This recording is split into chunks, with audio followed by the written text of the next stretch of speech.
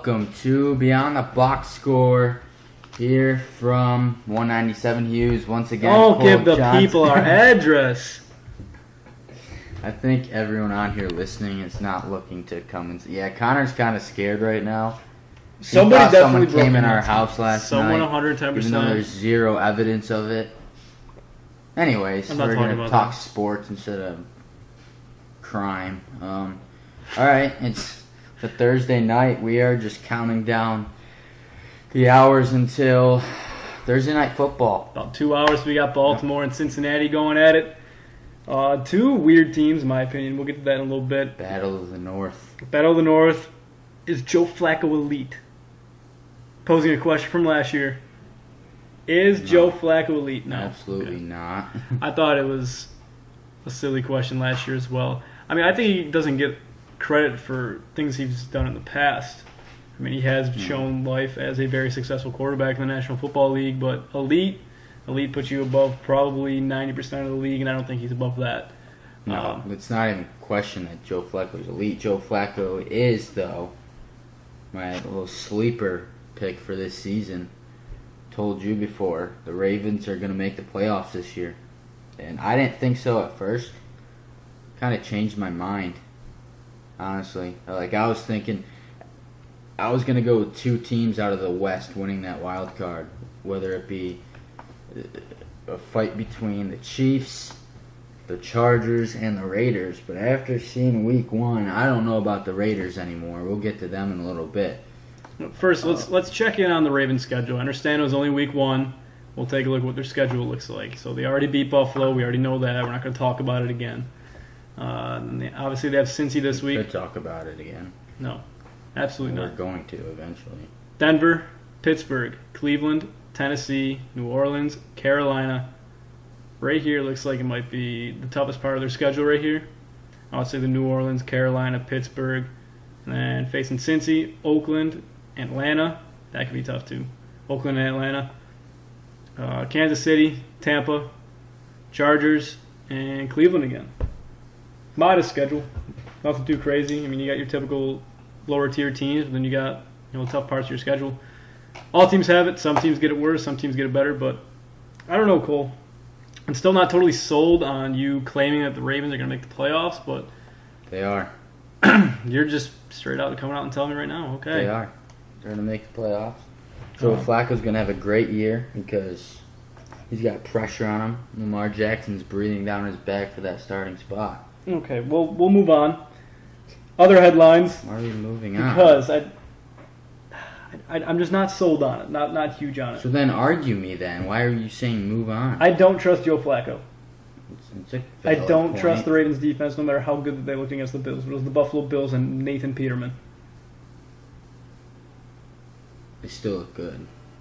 I know it was Nathan Peterman, but they made him look terrible. They made Nathan Peterman die on Sunday. Like, he's dead in the NFL right now. He's a dead man. He's never coming back. If he ever comes back, I don't think I'd have words. That was his last snap in the NFL after Sunday. I promise that. Stranger things have happened in Buffalo. If Josh Allen goes out and throws 3 picks, which I hope he doesn't, he might. Against LA, you never know what could happen. He might, but if the Bills ever take him out of the starting QB spot, they'd be, put it lesser of a rude word, they'd be stupid. I agree with you. Go with your man. You picked him. You traded way up in the top 10 to go get him. I've already had this conversation, and I fully agree. I mean, we talked about it so many times. You move up. If you're getting in the top 15 and move up, and you're going to get a guy, you better make sure that he's ready. You better make sure that he's starting. But, it's different situations call for different outcomes. I mean, we already talked about Josh Rosen and Baker Mayfield and why they're not starting. It's because they have proven stars ahead of them. And just to briefly recap, there's no reason why Allen shouldn't have been starting week 1. Peterman had no more experience than he did. But I guess just another young guy that the Bills thought that he could prove something, and he could just wanted to prove that he could go out there and look terrible again, and arguably be the worst quarterback to ever step foot on a National Football League field. Anyway, Let's do Priester's picks. No, not yet. There's other things. I want to talk about Le'Veon Bell. Le'Veon Bell and Jalen Ramsey, and we can get into our two other segments.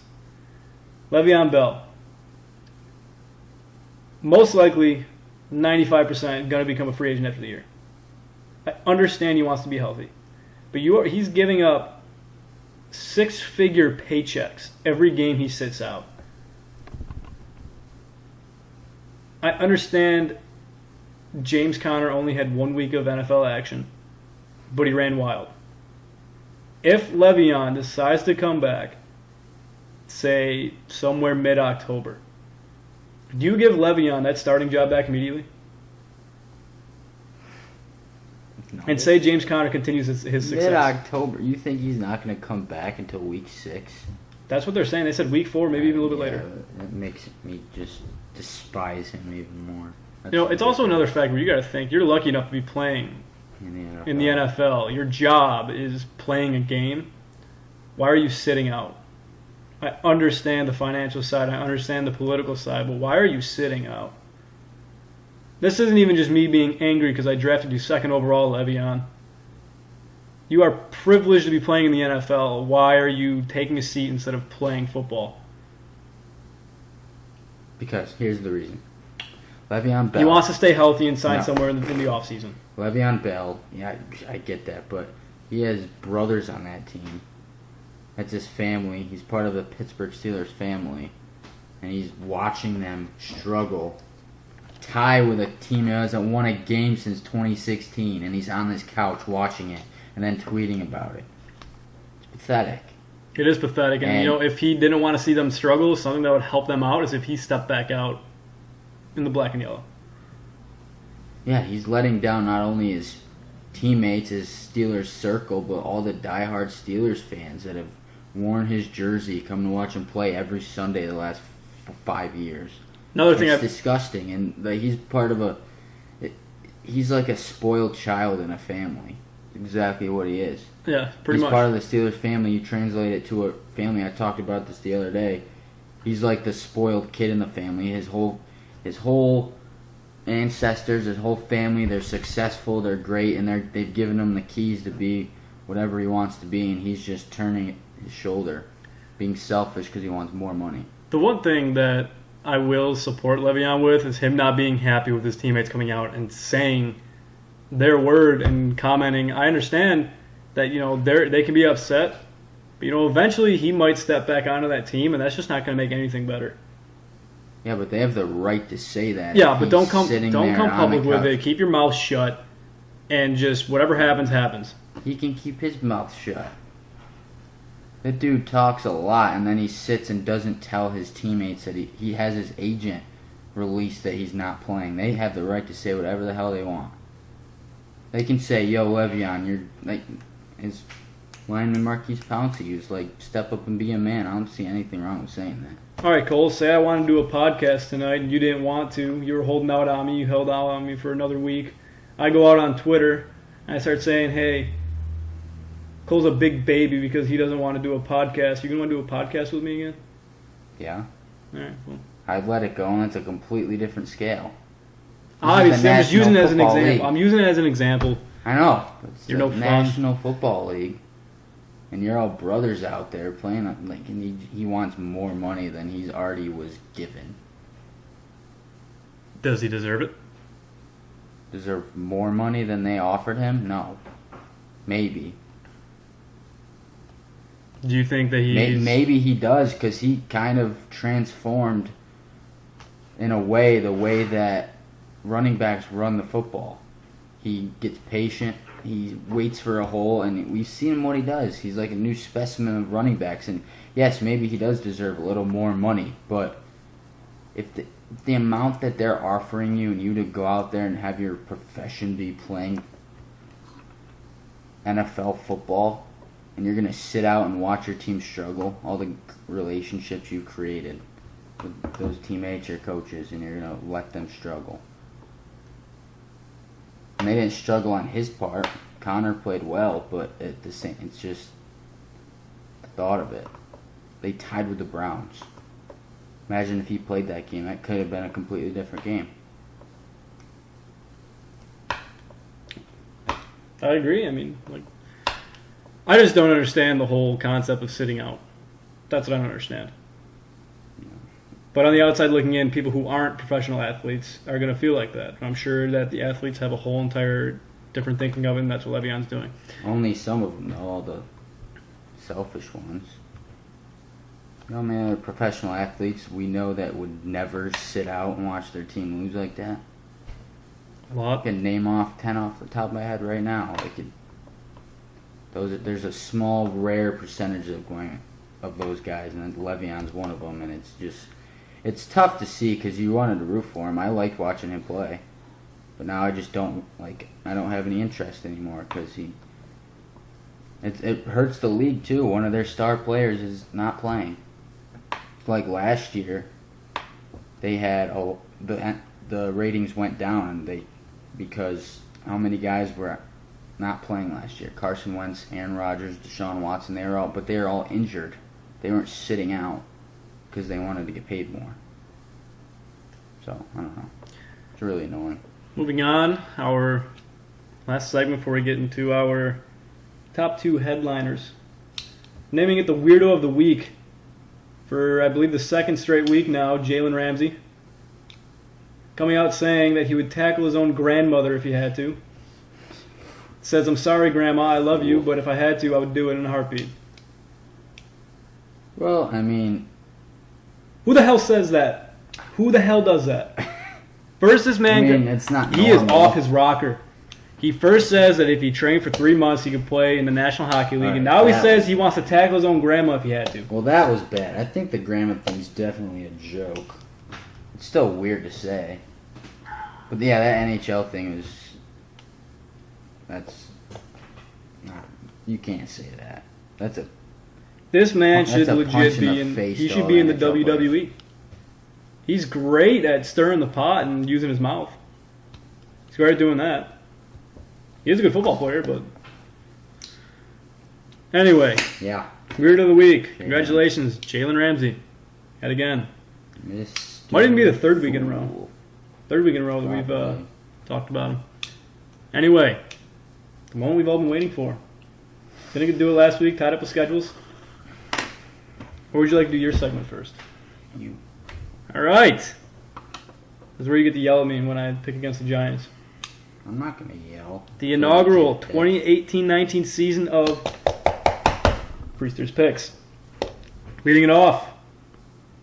Thursday night. After you list one of them off, can I give my own opinion and say right or wrong? Would you get offended? Yes. Alright, so we're going to make a note. We're going to make a note. The circle on my piece of paper is Connor. I will square, because you're a square, for Cole. Oh, I'm a square. All right. Okay. Baltimore at Cincy. I'm taking Baltimore. Yes. All right, so Right. we both have Baltimore. Sunday games, 1 p.m. Carolina at Atlanta. I'm taking Atlanta. Yep, me too. Cole agrees. There's a square. Indy at Washington. I'm taking Washington. Wrong. Wrong. Really? Tell me why, please. Tell me why? Yep. Because I don't buy Washington. They had a great first game. They were playing Arizona. I buy And it. Indianapolis, I feel like whenever Andrew Luck's on the field, they're going to have a chance to win. It's like with Green Bay and Aaron Rodgers. I think it would be a good game between two middle to low tier teams. Yeah. It's not going to be the matchup of the week. It'll be a good game, but I'm a big Alex Smith guy. Alex Smith guy. Well, I'm a big Andrew Luck guy, and I'm happy to see him back. I love that dude. Houston at Tennessee. I'm taking Houston. This is going to be Deshaun Watson's bounce back game. He's going to go off. You're Agreed. smiling. You're agreeing. I hope so. Philly at Tampa. Philly. Yep. See, the thing is, though, it's not really a lock if Ryan Fitzpatrick plays the same way he did last week. But I don't think he will. It's Philly. He's not I going know, to against but that Philly. there's defense. that what-if factor. Kansas City at Pittsburgh. I'm taking Kansas City. Same. Multiple Hoping reasons. you were gonna With or without Pittsburgh. Or without Big Ben. Excuse me. Big Ben has not practiced due to a elbow injury this week. Oh, he's playing. He's going to play. You work for the Steelers? You was agent? Yep. All right. Well, with or without Big Ben, Kansas City will win. Miami at the Jets. Taking the Jets.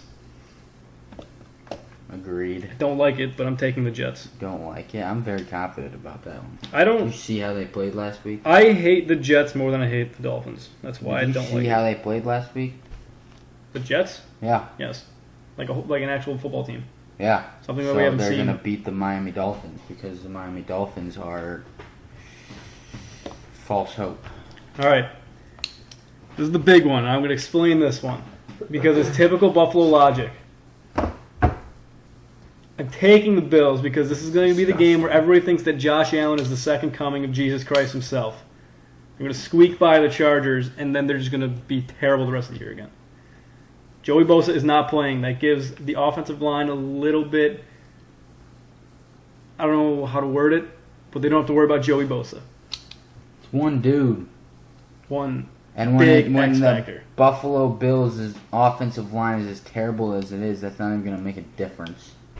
Josh Allen's going to be running I for was his life. off last week because I said that they were going to be Baltimore and give everybody false hope, but there is always that one game early on in the year that gives everybody in the city of Buffalo, Western New York, any Buffalo fan false hope. Yeah, well, the Chargers aren't going to start 0-2. I'll tell you that right now.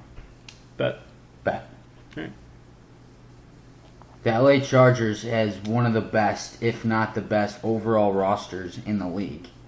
From special teams, defense, offense. They're not going to start 0-2 against a team that just lost to the Ravens 47-3.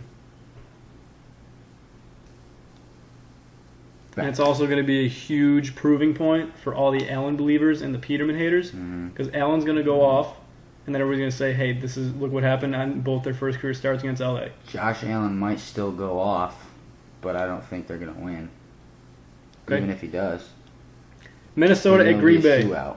This is my highlighted matchup of the week. Yeah, who are you taking? Taking Minnesota. Yes, okay. Yep. Agree with that. I think it's going to be the game of the week, though. Cleveland at New Orleans. New Orleans. Yep. They're going to bounce back from that. Last week was a hiccup for the Saints. It just happened to be week one. Not the same defense we were used to seeing last year. It's not the same, but the Buccaneers went off. That last week was just an odd week. Week one as a whole Saints was are a going really to odd win the week. South. Detroit at San Francisco. San Francisco. Jimmy G. Arizona at the Rams. I think this is one of the only locks of the week besides, I guess, your Buffalo and Chargers matchup. It's a 99.9% Trying to be optimistic here. All right. lock.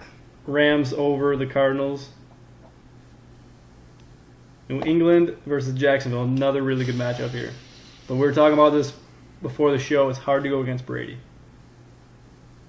It's almost impossible to pick against New England at this point. So we both have New After England. seeing them do what they do.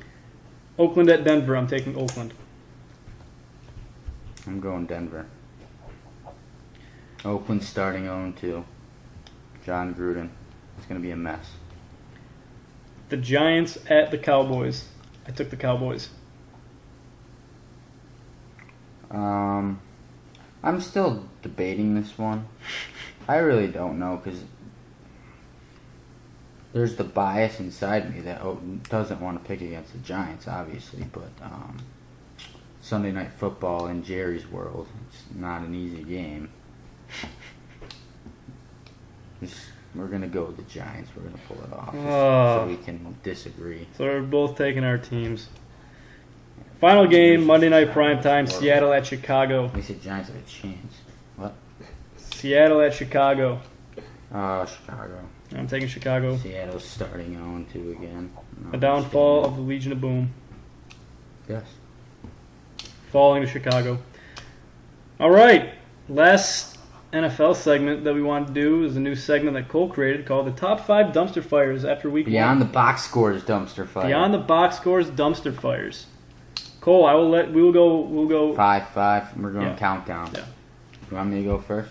I have an honorable mention though first if you really want to get things cooking. Leave the honorable mention till the end. Okay. Number 5. just mentioned them. They're playing on Monday night. Chicago Bears.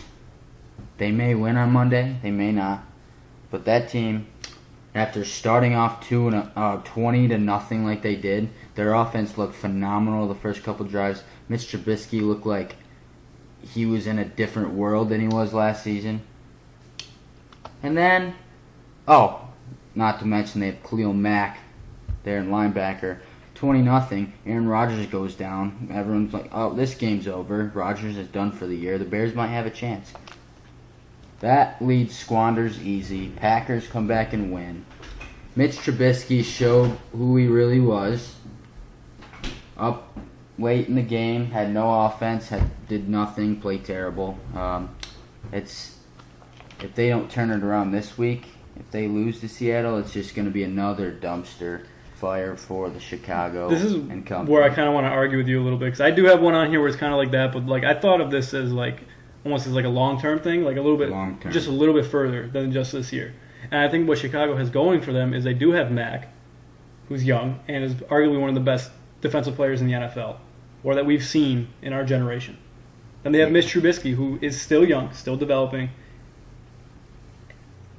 Still don't really know what you're going to get from him yet. Not buying him. You're not buying him? Okay, No, well, I'm I'm still Mitch saying that Trubisky. there is still room Definitely for improvement. overdrafted. There is still room for improvement with Chicago. You can get somebody, if they do fall this year, you can get somebody good in the draft early. And you never know. My number 5 was the Detroit Lions. With Stafford, they're shaky. They still can't win. Without Stafford, it's even worse, I would imagine. I do think that Matt Stafford doesn't get a lot of credit. A lot of people don't see him as one of the top quarterbacks in the NFL. But He wasn't on Monday, I'll tell you that. a team that's been so shaky over the last 2 years, I think this is really when we start to see the downfall of the Lions. And they're an older team, too. Stafford's up there, but yes, we know quarterbacks can play into their 40s. But this is my number 5 dumpster fire.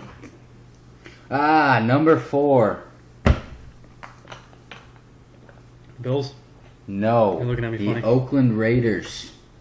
And this is a big surprise because early on, a couple weeks before the season started, I was really expecting the Raiders to turn it around this year. Last year they were supposed to be good, went 6-10. Derek Carr was supposed to be one of the top quarterbacks in the league.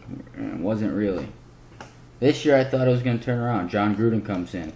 They still had Khalil Mack. Well, he left. That kind of put me a little doubt in there. John Gruden didn't speak to Khalil Mack for months. His defensive captain. They come in and they were right there with the Rams for most of that game on Monday night. And Derek Carr, once again, showed that he can't handle a late game situation. He put way too much pressure on himself, made some terrible throws, and they end up getting blown out by 20. And I feel like this week they're going to lose again on the road in Denver, and they're going to be 0-2. People are going to be calling for John Gruden's head already. It's tough in Oakland. Those fans are almost as crazy as Buffalo. Yeah, it's it. Dumpster fire. Oakland 4. I don't disagree with you. I think it's a good number 4. I wouldn't put them probably higher than 4 because, yeah, they couldn't get anything done with Mack. Their defense is still around average, and I think that when Derek Carr is on, he's a very good quarterback, a quarterback that can win you 9 to 10 games each year. But tough division. It's going to be tough going down the stretch. I mean, they have the supporting cast.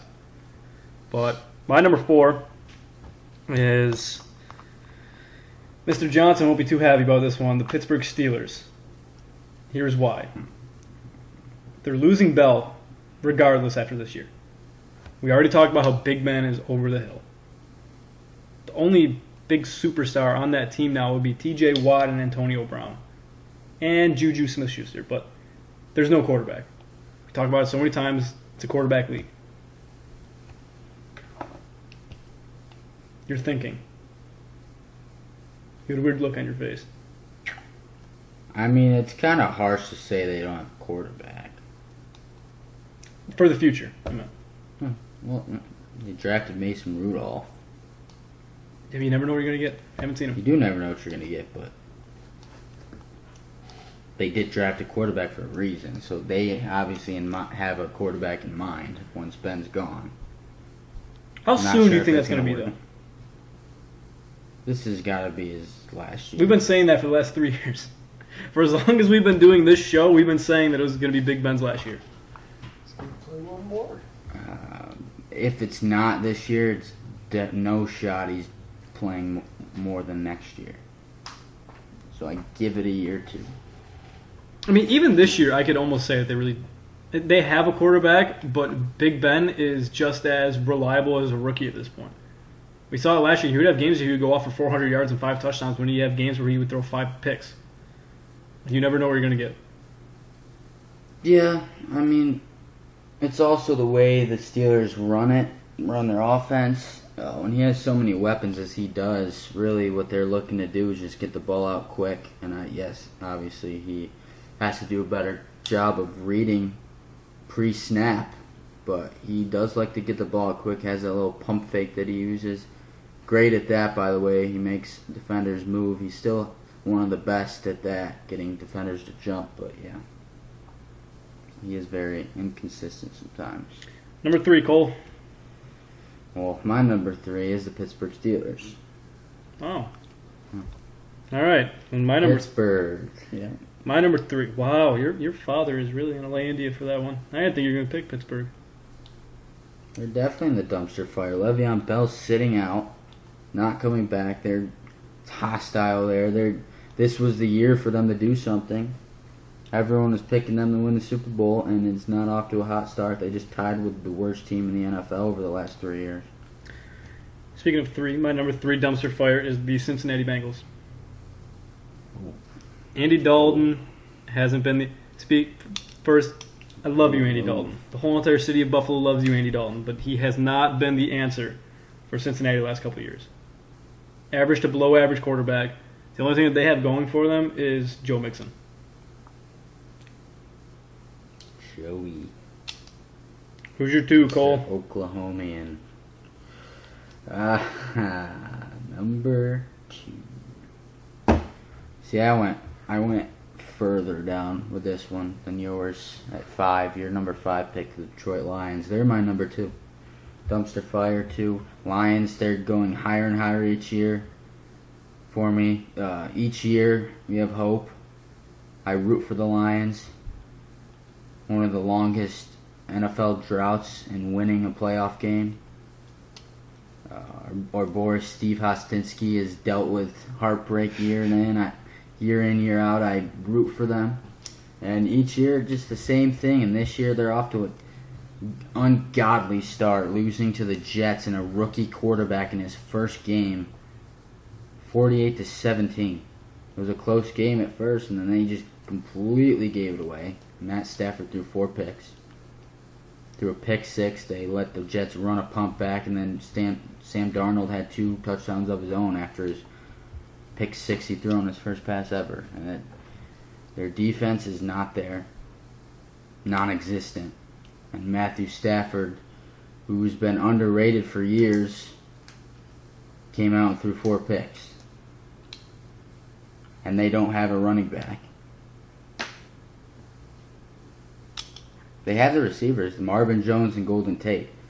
And that's the only hope I have for them, is Matthew Stafford playing like we've seen him play. His potential and throwing it to those, just slinging the ball out quick to those guys. Other than that, they're definitely in some heat right now. And they quickly could fall to the bottom and stay at the bottom of the NFC North once again. They could. But then also, you could have Matt Stafford play to the highest level possible, and then somehow they could find their way towards the top of their division. Possibly. The Lions, still don't have the Lions are one of the most inconsistent teams in football. Remember that game with the Saints last year, where it was an absolute shootout, and I think Breeze and Stafford each had like 3 picks, maybe 4. Yeah, I also remember that shootout that Stafford had with the Cowboys a couple years ago. Yeah. I feel like it always happens. Detroit, the Big D. Detroit. My number 2 is the Miami Dolphins. Same thing. Tannehill almost in the same boat as Dalton. I think Tannehill might be a little bit better than Dalton. But except for that, they're not going to do anything in this division, just like probably the Jets and the Bills, until Belichick and Brady are gone. Look at Connor putting 2 1-0 teams on his dumpster fire. Look at that. Going bold. Number 1. You want to say it on 3? Welcome to Buffalo. All right. The city of the Bills. The city of just desperation and hope that gets crushed every year. Like, come on. The Bills, they go on a 17-year drought from the playoffs. They finally make it. They go to Jacksonville, score 3 points. And then they let go Tyrod Taylor. They trade up to draft Josh Allen, and they don't play him when we play Nate Peterman, who had 5 interceptions in one half of football. Preach. Like, what is this? Why? Preach. Why does You're this preaching happen? to the choir right now, Cole. It's just so unbelievable to me. Then how about Like Sean how about you McDermott. step in my shoes? I'm not questioning that at all. I would be I couldn't even describe my emotions if I were a Preach. Buffalo fan. Preach. Because I've already struggled enough with the Giants, but I've got to see 2 Super Bowls. And I still get angry all the time. You guys haven't seen anything. I feel really bad. I want Buffalo to succeed, but they are the biggest dumpster fire right now. And just tough. It's very tough to see. It is tough, but there is some bright spots with this team. Obviously, the biggest I like concern. the coach. I like Sean McDermott. Sean McDermott is a I very like his good coach. culture, but they need to figure it his out. culture, his coaching style. Brandon Beane is an excellent general manager as well, but when it comes to those critical little decisions that they've made in the past, like questioning Peterman last year, questioning Peterman this year, except for that, I mean, everything else, I have no complaints. It's been one of the best tenures of GMs and coaches that I've seen in my lifetime. But the thing with the team is, if we already talked about it, having to start Josh Allen if you're going to move up for him. But if you're going to put all your chips in on Josh Allen, then you got to stick with him. You can't, pull him at the end of the year just to put Peterman back in and have him suffer. So let Allen build, let him develop, let him play games. I don't necessarily care if we go 2-14 or 0-16. We asked for it. If once we got rid of Tyrod, we wanted a quarterback to develop, to rebuild, and we did. Everybody wanted Tyrod gone. Once Tyrod was gone, we were not going to become a playoff team anymore. Fair enough. But the bright spots is, in the secondary, you still have Jordan Poyer, Micah Hyde, Trey White, who's one of the brighter young stars in the NFL, especially on the defensive side of the ball. Linebackers, Matt Milano. I think Tremaine Edmonds is going to be terrific in the future. I think he needs to get a little bit better at stopping the run so far from preseason and even week 1. He needs to be a little bit better on stopping the run, but something that you don't see a lot in linebackers is he's great on coverage. He has good play recognition to the outside, but the defensive line, I mean, you got, again, I love the guy. You got, an old man who's probably going to fall over any snap now on Kyle Williams. Trent Murphy, who hasn't really impressed anybody so far. Star Lutulele really hasn't done anything. I understand it was week 1 still. But I've seen his name pop up for injuries more than being highlighted due to his outstanding play in preseason or in training camp. But then the offensive line is the biggest dumpster fire. A part of the Bills. The offensive line is I mean, that's what happens when you kind of force your starting center for the last, I think, 12 years, Eric Wood, basically to retire. There's a bunch of weird conspiracy behind that. And then, Richie Incognito kind of Just walked away. Sorry, he got arrested again. It's already. And then the supporting cast at wide receivers isn't even that great either. I mean, Kelvin Benjamin, in his tenure with the Bills, hasn't shown that he can be the reliable wide receiver number 1. Zay Jones isn't nearly as good as he was in college. Set the record for most catches in college history, and he struggles with catching the football in the National Football League. And then Charles Clay is not making the money that he should be. Bring Nico Leary back. As our NHL insider who's sitting along when we get into our Sabres segment just said that they need to bring Nick O'Leary back, and honestly, I don't disagree. Nick O'Leary was reliable. Caught balls with no gloves. And the grandson of the golfer Jack Nicklaus. Did you know that? I bet you did because you heard it a million times. How many times they say that again? Anyway. Probably 4. Oh, and the last thing. Yeah. Shady McCoy on the wrong side of 30. Yep. Had They're going downhill. 7 yards week 1. I think 7 yards week 1 after touching the ball 5 times. Got to get a fact check on that, but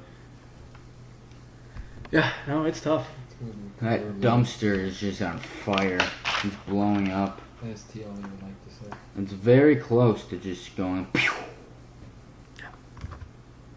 Yeah, Anyway. it's tough. Yeah, well, we're going to send it over to Paul Barker, our NHL insider here, doing some puck chat. Take How's my hockey spot. talk? I just came up with that. in my Oh, head. that segment here. I'll be on the box. This is house hockey talk. House hockey talk, Paulie I like B it. calls it. We welcome Just in came Paul up with that Barker. one. He is our Beyond the Box Score NHL / Buffalo Sabres insider. How are we doing? People? We, I don't know what Cole's doing. Cole's just dumping out buckets of water right now. Anyway, first thing, got the update about 3 p.m. Not a little bit earlier. It was more around 2. Erik Karlsson to the Sharks. Arguably the 2 best defensemen in the NHL on the same team now over on the West Coast. Ottawa getting a huge package in return. Their GM came out saying that they're rebuilding. Basically didn't want to waste Erik Karlsson's talent in Ottawa. So I wanted to break that news if you haven't heard yet. Obviously, Paul, you have, but They're going to lose in the Western Conference Finals. San Jose is going to lose in the Western Conference Finals, he says. Yeah, you heard it here first. All right. I don't know who is going to beat them, but they're going to lose in the Western Conference Finals. The headliner really for this trade was Chris Tierney and then a bunch of first and conditionals and second-round picks for the future. But I guess if he re-signs, they get another first. I think that's what it said. I haven't read too much into it yet, but all I know is it was a lot of picks, a lot of players, and probably what you would expect for one of the best defensemen in the NHL. We're going to transition now over to the Sabres. Prospect camp opened up last week. I was in attendance Yeah. for the loss against the Boston Bruins. Yeah, who stood up? Who stood out? I would say Darlene's defense was not that good. Not that impressive. Really? A couple guys were going around him, like dangling around him, and it didn't look too impressive. His offense, he skates up, he's quick, he gets up into play, which is big for Phil Housley. Phil Housley likes the offensive defenseman. See, he is still withholding of naming a captain until after preseason. Dude, just get it over with. You didn't name a captain last year. Like, just name Eichel the captain. We all know who it's going to be. I just think a lot of people will make a big deal about it. I mean, it's just another letter that goes on your jersey. Yeah, I mean, that's true. But I feel like every team besides the Sabres had a captain last year. Did they not? I would have to fact check, but I'm pretty almost sure. positive. But But he needs to name a captain. so a lot of off-season acquisitions for the Sabres. We'll just run them down: Skinner, Sheary, Berglund, Thompson, obviously Dahlin, Carter Hutton. There's also Scott Wedgwood, Vladimir Sabatka. But the big ones here, the headliners, really in Skinner, Sheary, and Dahlin. With Dahlin, it really kind of changes what that defense looks like. You know, everybody in Buffalo is super excited. Everybody, even in the organization with the Sabres, super excited about it. How much does this change that blue line for Buffalo? The blue line has been the worst part about the Sabres for the past couple of years. It's been their kryptonite. They've allowed probably top 5 in shots the past couple of years. They allow a lot of shots. I think it'll be better. I don't see much improvement at the beginning of the year, but I think towards the end we'll start to work together, and it'll be a lot better than the years past. All right, we're going to go through right now. I'm going to give you my projected lines, and I will tell you why after we both compare. So you Answers. go line 1, and then I'll go line 1. We'll just go back and forth. Skinner, Eichel, Reinhart. Yes, sir. All right, I'll tell you why too. Eichel, obviously, he can score, can create room, very good with the puck, passing. Skinner, a notable elite goal scorer in the NHL, had 40 goals once. Reinhart is going to be the interesting factor. It is the question mark, but he's going to be the guy that is going to clean everything up in front of the net as he's been doing in Buffalo for the last couple of years. But I think it really gives him an opportunity to break out and really become, the top guy on the Sabres roster. It still hasn't signed a contract yet. He has until December 1st to sign a deal with the Sabres before he becomes an unrestricted free agent and Buffalo loses his rights. But right now they're still he's still sitting on a what is it called? An RFA deal where they qualified it. So line 2, I got Sheary, Berglund, and Thompson. I got Sheary, Berglund, and Okposo. Okposo is going to move down as a couple weeks into the season. I don't see him being up there for a while, but I see him starting on the second line with Berglund and Sheary. I got, Sheary, Berglund, and Thompson. Thompson has impressed a lot of people so far. That guy is huge. Yeah, that's the one thing. Huge. He's got to be 6'5" on skates. It's insane. Got a veteran in Berglund, then you got big power forward in Thompson, and then another very good goal scorer and point getter in Sheary. Sheary's going to be everybody was saying Sheary and Eichel was going to be the top two guys in that first line until they got Skinner. Yeah. You rattle off your third line. Sabatka, Middlestat, and Tage Thompson. All right. I have Evan Rodriguez, Middlestat, and Okposo. And something I want to mention too. Middlestat's going to move up to the second line after the first 2 or 3 months of the season. I could agree with that. As long as he produces and shows that he can play at this level, I think he's going to go up to the second line. I feel like he needs to gain speed. He has the talent. I think he also needs to get size. Very good hands. Needs size and speed, I would say, is his weaknesses right now. Yeah. Evan Rodriguez, too, very good two-way forward. We've seen him in the past. But Okposo is one of my biggest wild cards on this team. I will get to who my number one wild card is. But I got Sabatka, Girgensons, and Pominville on the fourth line. I got Rodriguez, Girgensons, and Pominville. All right, so we basically have the same forwards. For any extra additions, I think Nylander and Bailey will definitely be able to see some time, especially if Nylander can impress people in preseason. Nylander is going to be in the AHL again. I think the Sabres need to trade him because he hasn't looked all that NHL worthy yet. I had a conversation with somebody at school today talking about the Sabres, and I said that if he does not find a spot on the NHL roster by the trade deadline, or if he does and he doesn't impress the organization, that he's going to be dealt by the deadline. My guys coming in the lineup, like scratches and guys that are going to be called up, I think Rasmus Asplund is going to be called up sometime. He's looked good. Same with Olofsson. Play a few games, probably. I'm going to say about between 10 and 20 games for Asplund this year. Larson's going to see some games probably, unless he gets moved or they just put him on waivers. Or Justin Bailey. Yeah, I don't really agree with Nylander. I think he is a bust, basically. Moving on, we're to the defensive pairings. I got Ristolainen and McCabe as top defensive pairing. I got Risto and Scandella. That's interesting. Why so? Because Risto and McCabe have been playing together for basically most of, except for last year. Last year they didn't play together as much with McCabe. I did not put McCabe being out with injuries. I like McCabe up there at Risto, but I just don't think they're going to do it. They didn't do it last year after he came back from injuries. I just think it'll be Scandella to start the year. Dahlin and Scandella is my number 2. Dahlin and Bogosian if he stays healthy. This is going to be the big one. Is the reason why I want to put Dahlin and Bogosian together is because when Bogosian is playing his top game, he understands that he can jump down into the rush and be effective. I think that if you want somebody doing that, it would be more of Dahlin. And Scandella is a guy who generally sits back at the blue line and plays a little more conservative, where Dahlin has shown over on the other side of the ocean that he can jump down in the rush and be very effective. Third defensive pairing, I got Bogosian and Gouli, and Bogosian is my number 1 wild card. He can be a very effective defenseman for the Sabres team, but the one head scratcher is that I think he won't be higher than the third defensive pairing, and he's making over $5 million a year. They have a lot of contracts like that. You have Okposo, you have Bogosian, you got all these guys getting paid a lot, and they're on the third. Well, we said Pominville will be on the fourth line, both of us. And then you got Bogosian, which he's getting paid a lot, and you say he's going to be on the third line. I say the second. People think he was going to be like one of our top defensemen when he came into Buffalo, and he's been injury prone ever since. But my third defensive pair is McCabe and Gooley. I like Gooley a lot. I think Gooley's going to be a huge guy moving forward. Gooley and Dahlin. And if Ristolainen is still with the franchise, I think those are going to be the three defensemen you're going to see in the blue and gold for a very long time. I agree with that. Other guys I think that could contribute and could possibly find their way into the lineup more than just on a couple occasions is Boileau when he's not sucking. Agreed. Everybody had a lot of problems with him last year. Was either good or absolutely terrible in the defensive zone. And then Casey Nelson, if hopefully not any key injuries. But the goaltending situation is going to be interesting. I think Carter Hutton is actually going to get the majority of the games. I actually kind of split it up where Hutton's going to get about 50, Olmark about 32.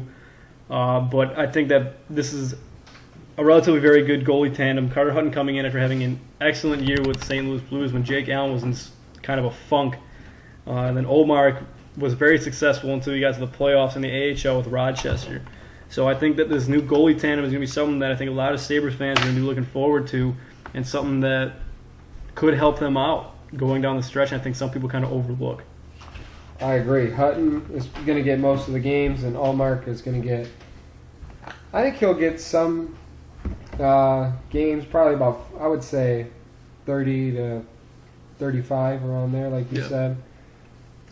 But Hutton will get the majority. Yep, I agree. Cole, any last words? Cole is running back from his room. My wild card of the year is Sam Reinhart. I think he is going to have a big year after coming off a good second half last year. Cole's a big hockey guy now. Cole, what do you think? Sabres making the playoffs this year? No. Thanks. They had They're close. 60 They're something. very close. How many points they had last year? 63, something like that? Yep. 66? They're close. They're going to increase probably 10 to 15 points, I would say, this year.